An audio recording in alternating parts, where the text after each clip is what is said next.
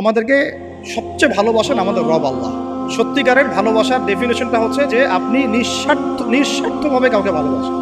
আমাদের আশপাশে যারা আছে, যারা হালাল, ইভেন হালাল, আমার মা, আমার বোন, আমার বাবা, আমার স্ত্রী, আমার ছেলে, আমার মেয়ে, এদেরও যদি কখনো স্বার্থে আঘাত পড়ে, দেখবেন সেও আপনার পাশ থেকে সরে যাচ্ছে।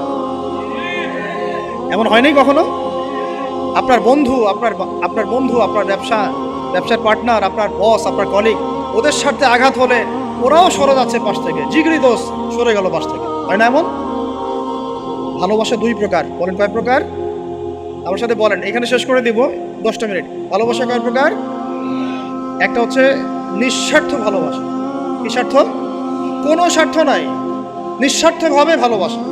একটা হচ্ছে কোনো না কোনো স্বার্থ জড়িত আছে এমন ভালোবাসা।